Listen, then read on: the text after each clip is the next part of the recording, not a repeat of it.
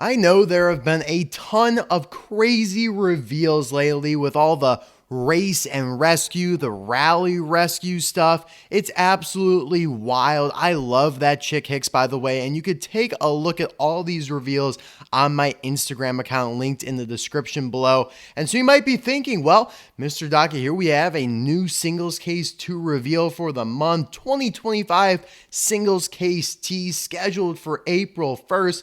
Surely some of these reveals we've been seeing are going to be in this case, right? Yeah, some of them a little bit. Yeah, let's get into it here. I know you probably are looking at the thumbnail. You saw the title.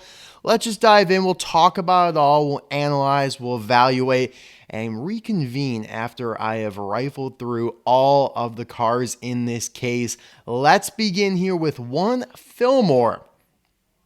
Good radiator springs townie, very heavy. I always love finding one of him because you really do feel like you're getting the bang for the buck. Then you have one Rusteze sign, Lightning McQueen. So that's your regular Cars 1 McQueen with a Rusteze sign. And then here are two just regular Lightning McQueens. So as I've always preached to you guys, if you find both of these in the store at the same time, do yourself a favor and buy the version with the Rusteze sign because you get the exact same diecast car itself and then the bonus sign. It's a win-win, right? But I know they include both for reasons. And by the way, actually, you know what? We'll talk about this maybe at another point. I really want to get into why they stuff cases with so many McQueens, Cruzes, Jacksons, Maters, etc. Speak of the devil, here are two Rusteze Lightning McQueen. So from the beginning of Cars 3, that cool paint job. Then you also have two Chuck Armstrongs in this case, the Mood Springs Racer from Cars 1. Classic. They've been really hammering this guy because they know he's popular. They know the race damage version is popular. They're not giving us that version, but they still know that it trickles down to the regular one as well. And to conclude the twofers in this case, we have two of GRC Jackson Storm. I'm good with that, actually. I barely found any of the 2024 version. The only one I did was mangled. Actually, I think I found two. One was mangled. The other one was serviceable, I guess. But yeah, good stuff there. Then you have one Ernie Gearson, the Spearmint Racer. So that, of course, was his first time being released from Thailand a few cases ago in Case P. Now he's back. Really nice release. I think this one will sell pretty well in terms of the Piston Cup racers this year. You also have one Luigi and Guido. Good to see them. You have one Mater with sign in this case. So that is a carryover for all intents and purposes from 2024, where he got his first Thailand release. But Mater with sign debuted actually in Case Q, which is just now hitting stores across the world. USA Target stores, Australia. That case obviously was known for My Name Is Not Chuck, Nikki B, Dexter Hoover, Mario Andretti. All right, getting back to Case T here though, we have one Mario Andretti. So a couple repeats from that Q case that we were just talking about. You also have Darrell Cartrip. So yeah, they took three from that case that debuted and slotted them in here. We also have one of Billy Oilchanger, the Octane Game Racer. Nice to see him. I really like him. Obviously, it was my first 2025 review because I've never reviewed the Thailand variant of him, even though the Thailand variant actually came out way back in like 2020.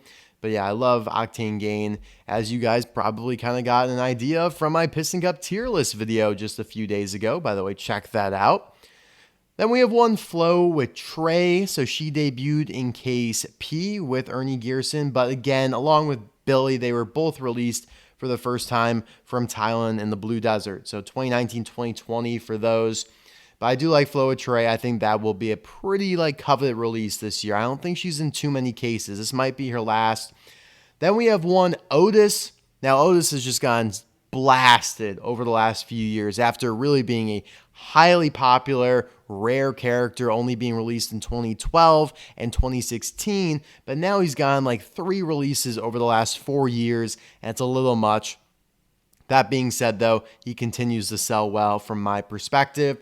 And then you have one Slim Hood here. Nice to see Slim Hood back. Of course, debuted in Case N this year, the first case.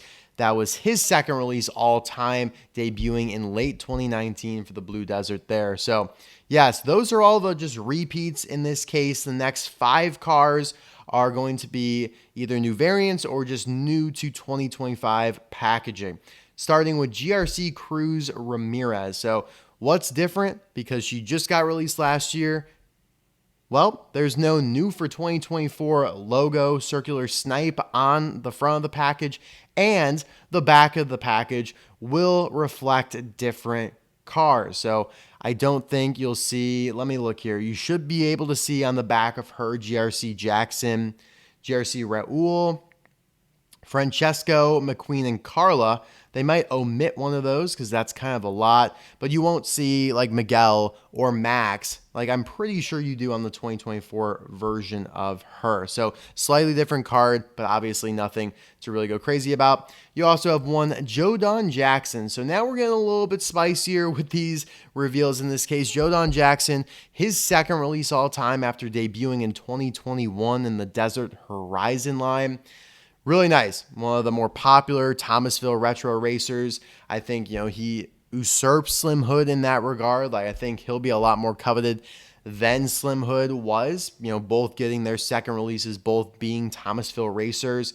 But yeah, I think this is just kind of that year where they're returning a lot of those 2021 new releases. I mean, we see Nick Shift is back. We see Ducky Fauntleroy is back, along with Jimmy Lugwrench in the Walmart 5-pack. We already got Clovis Ryder in a 2-pack with Fabulous Hudson Hornet. So a lot of those 2021 cars kind of making a second run here in 2025.